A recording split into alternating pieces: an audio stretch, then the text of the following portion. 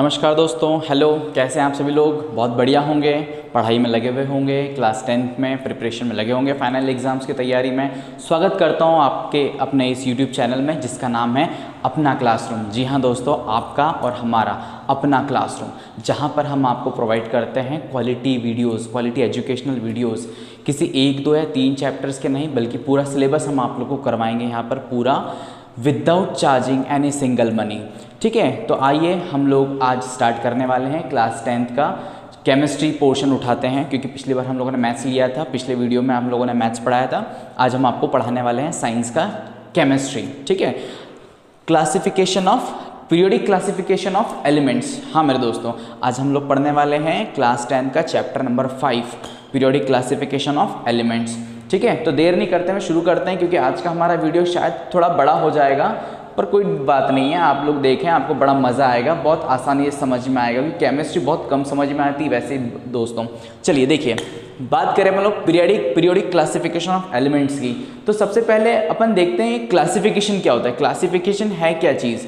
ठीक है ना, देखो क्या होता है कि जब अपन को कुछ चीज़ें मिलती हैं, कुछ चीज़ें अपन लोग डिस्कवर करते हैं, ठीक है ना, तो उनको उनके गुण के आधार पर, उनकी क्वालिटीज़ पे जमाना, अलग अलग करके अपन लोग जब उनको जमा कर रखते हैं तो उसको अपन लोग क्या बोलते हैं, क्लासिफिकेशंस बोलते हैं। आपके घर में आपको क्लासिफिकेशन दिखेगा, किचन में एक सब्जी वाले के ठेले पर आपको दिखेगा क्लासिफिकेशन। वो हर एक चीज़ें क्या करता है, अलग अलग रखता है, भिंडी अलग, मिर्ची अलग, धनिया अलग, उसी को क्या कहते हैं, क्लासिफिकेशन कहते हैं। ठीक है, और बात कर रहे हैं क्लासिफिकेशन ऑफ एलिमेंट्स की, कि हम लोग किसका क्लासिफिकेशन करने वाले हैं, एलिमेंट्स का क्लासिफिकेशन करने वाले हैं। ठीक है, तो चलिए अपन लोग देखते हैं कि भाई क्या है ये चीज़, स्टार्ट कहाँ से हो रहा है। देखो, डॉबरनायर्स ट्रेड। ठीक है, तो भैया एलिमेंट्स जब डिस्कवर होने लगे, ठीक है, जब एलिमेंट्स डिस्कवर हो रहे थे तो सबसे पहले हमारे साइंटिस्ट आए भाई साहब, जिनका नाम था डॉबरनायर्स। ठीक है, उन्होंने सबसे पहले इनिशिएट किया कि हम क्या करेंगे, इन एलिमेंट्स का क्लासिफिकेशन करेंगे। ठीक है, उन एलिमेंट्स को उनकी क्वालिटी के हिसाब से, या फिर जो भी प्रॉपर्टीज़ वगैरह होती हैं उनके हिसाब से अपन लोग क्या करेंगे, उनको प्रॉपरली जमाएंगे। ठीक है, ताकि पढ़ने में आसानी हो अपन को। उन लोगों ने ऐसा इनिशिएट लिया, सबसे पहले साइंटिस्ट है जिनके दिमाग में आया, उन्होंने सबसे पहले इनिशिएट किया कि चलिए अपन लोग आते हैं और इन एलिमेंट्स जितने भी मिले हैं अभी फ़िलहाल, जितने भी डिस्कवर हुए हैं, उनको अपन लोग क्या करेंगे, क्लासीफाइड करेंगे, क्लासिफिकेशन करेंगे उनका। ठीक है, तो ऑलमोस्ट मैं आपको बता दूं कि जब डॉबरनियर सर, ये साइंटिस्ट जी जब आए थे, ठीक है, तो उस टाइम पर ऑलमोस्ट 15 to 16 एलिमेंट्स जो हैं वो डिस्कवर हो चुके थे। 15 से 16 एलिमेंट्स जो है ऑलमोस्ट उस टाइम तक, at the time, I think 1829 की बात है ये, 1829 में जो है डॉबरनायर ट्रेड आए थे, और उस टाइम पर 15 से 16 एलिमेंट्स जो है वो मालूम थे। ठीक है ना, तो उन्होंने क्या बोला कि डॉबरनायर ट्रेड, ठीक है, आपको पहले ही बता दूं कि यार ये ट्रेड क्या चीज़ है। ठीक है ना, उन्होंने क्या बताया कि यार अपन लोग क्या बोला, देखो, he made groups of 3 elements, groups of 3 elements. कितने का ग्रुप बनाया उन्होंने, 3 एलिमेंट्स का जो है वो ग्रुप बनाया, हैविंग सिमिलर केमिकल प्रॉपर्टीज। ठीक है ना, जिनकी केमिकल प्रॉपर्टीज क्या थी, सेम थी। ठीक है ना, कितने एलिमेंट्स उठाए उन्होंने दोस्तों, 3 एलिमेंट्स उठाए, और उन 3 एलिमेंट्स की जो थी केमिकल प्रॉपर्टीज सेम थी, उन तीनों को उन्होंने क्या करा, एक साथ बिठाया। ठीक है ना, ठीक है, तो उसको उन्होंने क्या कहा गया, ट्रेड। ये भाई फर्स्ट उठाया, सेकंड उठाया, 3 उठाया, इन तीनों को उन्होंने एक बॉक्स में, एक घर में रखा, जिसको उन्होंने क्या नाम दिया, ट्रेड नाम दिया। ठीक है, क्या होता है उसमें, 3 एलिमेंट्स जिनकी केमिकल प्रॉपर्टीज़ क्या होनी चाहिए, एक जैसी होनी चाहिए। ठीक है ना, अगर एक जैसी है तो उसको उठा के उन्होंने एक जगह पर बिठा दिया, उनका ग्रुप बना दिया, उनका समूह बना दिया, और उसको क्या बोला गया, उन्होंने ट्रेड बोला। ठीक है, अब भाई ट्रेड तो हो गया, भाई डॉबरनायर साहब ने क्या लॉ क्या दिया वो तो बताओ। तो चलो देखें उनका लॉ, उन्होंने क्या बोला, उन्होंने क्या बोला, मेरा जो ट्रेड है ना वही मेरा लॉ है। तो हमने कहा ठीक है साहिब, आप बताएं कि आपका जो लॉ है वो क्या कह रहा है। तो सुनो, इन डॉबरनायर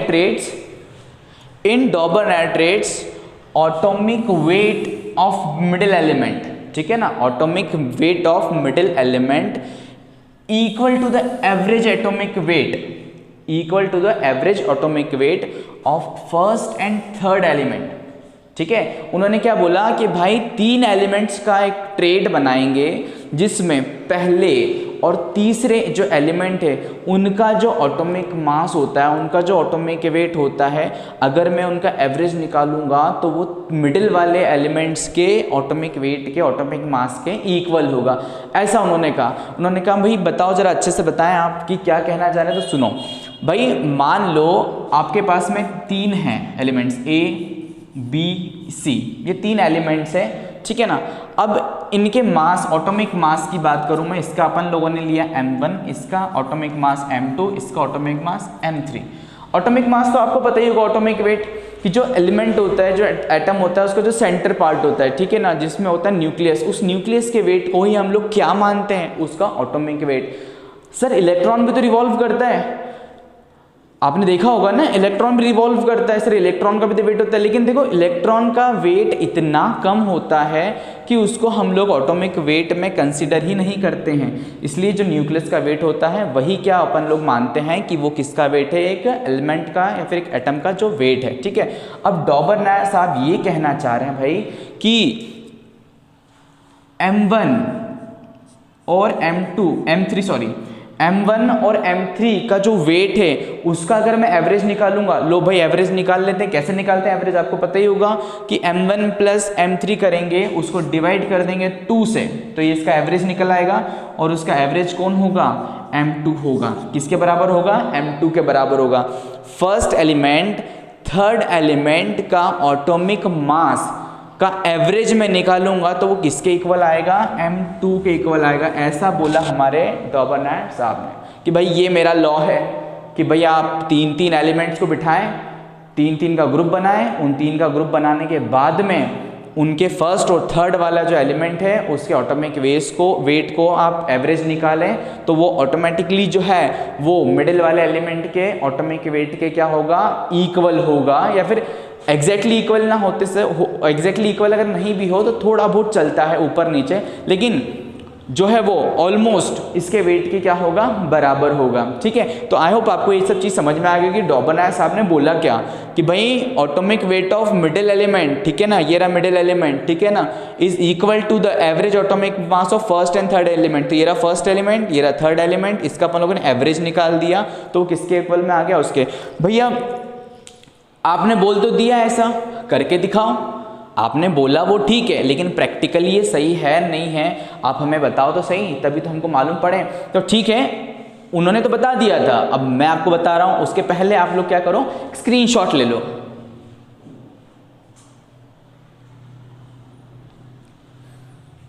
ठीक है, आप लोगों ने स्क्रीनशॉट ले लिया होगा।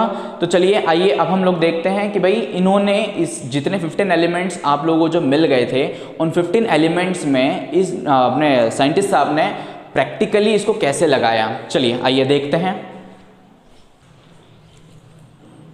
चलिए देखते हैं उन्होंने प्रैक्टिकली कैसे इसको लगाया। 3 एलिमेंट्स लिए जो उस टाइम पर अपन को मिले थे। उन्होंने लिया लिथियम सबसे पहले, फिर इसके बाद में लिया उन्होंने यहाँ पर सोडियम, ठीक है, फिर उसके बाद में उन्होंने यहाँ पर लिया पोटेशियम, ठीक है। मैं पूरी स्पेलिंग्स नहीं लिख रहा हूँ दोस्तों, आप लोग समझ जाइएगा कि क्या है। उन्होंने लिया लिथियम, उन्होंने लिया सोडियम, उन्होंने फिर क्या लिया, पोटेशियम। उन्होंने कहा ठीक है भाई, अब आपने 3 का एक ग्रुप तो बना दिया है, ट्राइड तो बना दिया है, लेकिन जो आप बता रहे हैं क्या वो इसमें प्रैक्टिकली अप्लाई हो रहा है क्या, तो देखते हैं। भाई देखो, बात करते हैं अपन लोग एटॉमिक वेट की या फिर एटॉमिक मास की। लिथियम का एटॉमिक वेट मैंने कहा हम बताते हैं, आप मत बताइए, आपने बता दिया है लॉ क्या है। अब हम इसको प्रैक्टिकली अप्लाई हम हमारे हिसाब से करके देखते हैं कि क्या सही आ रहा है या नहीं आ रहा है। तो ठीक है, हम लोगों ने क्या देखा कि लिथियम का जो एटॉमिक वेट होता है वो होता है आपका 7, ठीक है, लिख दिया अपन लोगों ने। भाई पोटेशियम की बात अगर अपन करें तो पोटेशियम का वेट होता है आपका 39, ये अपन लोगों ने लिख दिया। अब डॉबरमैयर साहब ने क्या बोला कि फर्स्ट और थर्ड एलिमेंट का एवरेज एटॉमिक मास जो होगा वो थर्ड मिडिल वाले के इक्वल होगा। तो हमने कहा चलो ठीक है भाई, अपन लोग यहाँ पर देखते हैं कि average atomic mass of middle या फिर सोडियम की बात अगर अपन करें तो ठीक है। तो यहाँ पर अपन लोगों ने किया 7 + 39 डिवाइडेड बाय कितना, 2। अपन लोगों ने देखा कि 39 और 7 को मैंने जोड़ा तो कितना आया भाई, 46 डिवाइडेड बाय कितना, 2, ठीक है। जब मैंने इसको डिवाइड किया तो आया यहाँ पर कितना 23। आपको जानकर ये हैरानी होगी, ताज्जुब होगा कि सोडियम का जो एटॉमिक वेट होता है वो होता है 23, एग्जैक्ट 23, ना थोड़ा सा ऊपर और ना ही थोड़ा सा नीचे। तो भाई यहाँ पर तो आप लोगों ने जब देखा तो ये जो है ये क्या बन गया, एक तरीके से ट्रेड बन गया, ठीक है, लिथियम, सोडियम और पोटेशियम का, कि भाई इसका एटॉमिक वेट, इसका एटॉमिक वेट, इन दोनों को जब मैंने जोड़ा और उसका एवरेज निकाला तो सोडियम का एटॉमिक वेट मुझे मिल गया 23 और एग्जैक्टली 23 मिला और ये जेन्युइनली होता भी 23 ही है। तो भाई डॉबरनियर साहब ने जो ट्रेड बनाया, जो लॉ दिया, वो तो उसने तो धूम मचा दी, बिल्कुल भयंकर तरीके से फेमस हो गया भाई वो तो। यार आप लोग जो बता रहे हो ये बहुत सही है एकदम, मैथमेटिकली भी उन लोगों ने बता दिया कि यार इनके कंसेप्ट तो बहुत शानदार है, मैथमेटिकल वे में भी अगर अपन इसको देखेंगे तो बिल्कुल सही बैठ रहा है ये डॉबरनियर साहब का ट्रेड। तो हमने उनको ये कहा कि भाई ठीक है, एक ट्रेड तो बना दिया, क्या आप और ट्रेड्स बना सकते हैं ऐसे, क्योंकि एलिमेंट्स तो अपने पास में ऑलमोस्ट उस टाइम 15 to 16 एलिमेंट्स थे, ठीक है। तो उन्होंने कहा हाँ भैया क्यों नहीं बनाएंगे, बिल्कुल बना के बताते हैं। तो अब हम लोगों ने आपको आगे बताते हैं कि डॉबरनियर साहब ने जो है वो ट्रेड्स जो बनाए वो किस तरीके से बनाए। आप इसका स्क्रीनशॉट ले सकते हैं, ले लीजिए। हाँ, आप लोगों ने दोस्तों स्क्रीनशॉट ले लिया होगा। अब बात करते हैं कि भाई इन्होंने कहा था कि भाई उन्होंने एक ट्रेड तो बना के दे दिया अपन को कि भाई हाँ देखो फर्स्ट और थर्ड जो एलिमेंट्स है उनका जो अपन लोगों ने एटॉमिक वेट का एवरेज निकाला वो मिडिल एलिमेंट के एटॉमिक वेट के क्या था, अप्रॉक्सीमेटली इक्वल था। वैसे ही और ट्रेड्स की बात करें तो ठीक है, अपन लोग देखते हैं। पहला आप उन लोगों ने बना दिया था लिथियम, सोडियम और पोटेशियम, जिनका एवरेज वेट 7 और 39 को जब अपन लोगों ने प्लस करके डिवाइड किया था यहाँ पर 2 से, तो अपन को मिला था 23, जो कि एग्जैक्ट एटॉमिक वेट किसका था, सोडियम का था। वैसे ही बात करते हैं क्लोरीन, ब्रोमीन और आयोडीन की, ठीक है ना। इसका एटॉमिक वेट ये रहा, इसका एटॉमिक वेट ये रहा। दोनों के एटॉमिक वेट को जब प्लस करके डिवाइड कर दिया 2 से तो आया आपका कितना 81.25, जो कि नियर अबाउट किसके आसपास था, 80 के आसपास था, जो कि किसका वेट होता है, ब्रोमीन का वेट होता है, ठीक है। तो भाई यहाँ पर भी उन्होंने जो बताया वो एग्जैक्टली सही बैठ गया कि हाँ यार भाई आप तो बड़े धूम मचा रहे हो यार। उसके बाद बात करते हैं कैल्शियम, स्ट्रोंशियम और बेरियम की। यहाँ पर 40, 137 दोनों के वेट को जोड़ा और उसका जब एवरेज निकाला तो कितना आया, नियर अबाउट 88.5 एग्जैक्ट आया, जो कि 88 के बिल्कुल पास में था। एग्जैक्टली तो नहीं था, उन्होंने तो ये नहीं कहा था कि एग्जैक्टली आएगा, भाई थोड़ा बहुत ऊपर नीचे जो रहेगा वो चलेगा, ठीक है। तो भाई उनकी तो ये जो थ्योरी थी वो तो बिल्कुल काम कर गई। और आप देखेंगे कि मैथमेटिकली कंसेप्ट उनका बहुत सही था, बहुत बढ़िया बता रहे थे वो कि भाई ऐसा ऐसा करोगे ऐसा हो जाएगा, और हो भी रहा था, जेन्युइनली हो रहा था। बहुत मार्केट में बहुत नाम हो गया भाई साहब का, ज़बरदस्त धूम मचा दी। लेकिन आप ये देखेंगे कि भाई लिथियम, सोडियम और कैल्शियम की बात करें, क्लोरीन, ब्रोमीन, आयोडीन की बात करें, इनकी जो केमिकल प्रॉपर्टीज़ थी वो भी लगभग सिमिलर थी और अपन लोगों के लिए बहुत आसान हो गया उनको लर्न करना। अगर आप लोग सोडियम की प्रॉपर्टीज़ को लर्न कर लेंगे तो भाई आपको लिथियम की और पोटेशियम की भी प्रॉपर्टीज़ क्या हो जाएगी, आसानी से याद हो जाएगी। अगर आप इनमें से किसी एक ही कर लेंगे तो आपको बाकी के दोनों की हो जाएगी। तो ये चीज़ तो क्या बहुत सही हो गई भैया, आपने बहुत बढ़िया बता दिया। और अगर आप देखेंगे कि भाई आपका कैल्शियम है, ब्रोमीन है और आयोडीन है, तीनों की केमिकल प्रॉपर्टीज़ भी बहुत सिमिलर होती है। तीनों हैलोजन फैमिली के मेंबर्स हैं, साथ ही साथ तीनों बहुत अच्छे इलेक्ट्रोनेगेटिव हैं, तीनों के पास में इलेक्ट्रॉन को गेन करने की बहुत बढ़िया टेंडेंसी भी है, ठीक है। वैसे ही और एक तीनों क्या है, नॉन मेटल्स हैं, ठीक है।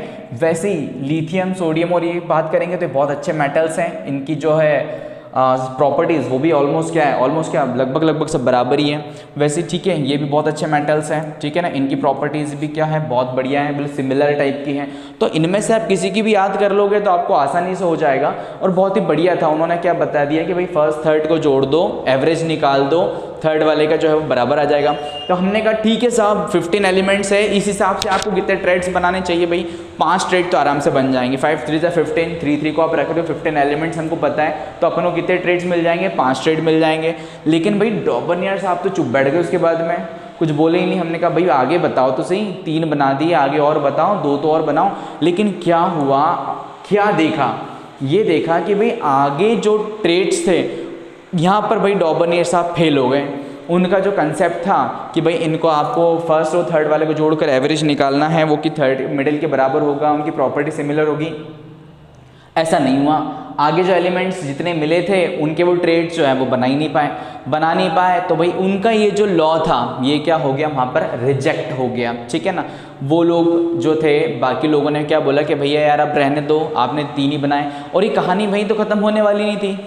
तब की बात थी, 15 एलिमेंट्स, आगे और भी तो मिलने वाले थे, आगे और भी तो आप लोगों को क्या करने थे, जमाने थे। तो इसलिए क्या हो गया, डॉबरनेयर साहब ने जो बोला, जो ट्रेड्स बनाए वो कुछ हद तक तो ठीक थे, लेकिन उसके बाद में क्या हो गया, समस्या आ गई और वो क्या कर पाए, इन सब चीज़ों को आगे कैरी नहीं कर पाए, ठीक है।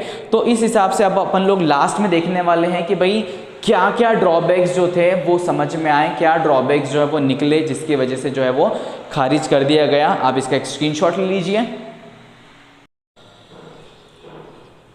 तो आइए अब बात करते हैं अपन लोग लिमिटेशंस की, ड्रॉबैक्स, जो कि डॉबरनेयर साहब ने जो ट्रेड्स बनाए उनमें अब क्या ड्रॉबैक्स निकले वो देखते हैं। Dobereiner could identify only 3 triads from the elements known at that time hence this system of classification into trades was not found to be useful।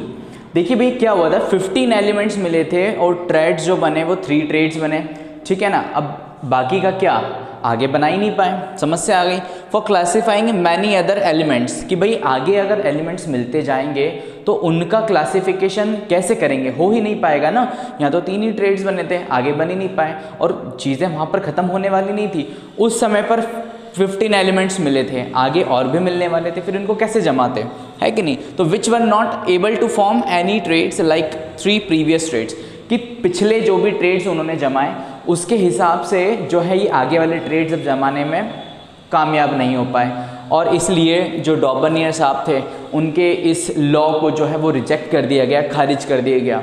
Sir खारिज कर दिया गया तो पढ़ क्यों रहे हैं। देखिए क्या होता है ना, फर्स्ट बंदा था, सबसे फर्स्ट जिसने इनिशिएटिव लिया कि यार हमने जो जितने भी एलिमेंट्स अपन को मिले हैं, आइए अब हम उनको क्या करते हैं, अरेंज करते हैं किसी प्रॉपर्टीज़ को लेकर। और ऐसा नहीं कि उनका लॉ बहुत बकवास टाइप का था या फिर समझ में नहीं आया या फिर ठीक है ना बढ़िया था, उन्होंने भाई 3 ट्रेड्स में 9 एलिमेंट्स जमा दिए, बाकी नहीं जमा पाए। लेकिन क्या हुआ कि भाई फर्स्ट थे, उन्होंने इनिशिएटिव लिया कि भाई अपन लोग कुछ करते हैं, जमाते हैं, इसलिए इनके लॉ को अपन को क्या करना पड़ेगा, पढ़ना पड़ेगा, ज़रूर पढ़ना पड़ेगा। और इंटरेस्टिंग था, मैथमेटिकल वे में अगर अपन लोग देखें तो उन्होंने जो कंसेप्ट्स बताए अपन को वो काफ़ी हद तक बिल्कुल मैच हो रहे थे, ठीक है ना, इसलिए अपन को पढ़ना पड़ेगा, ठीक है।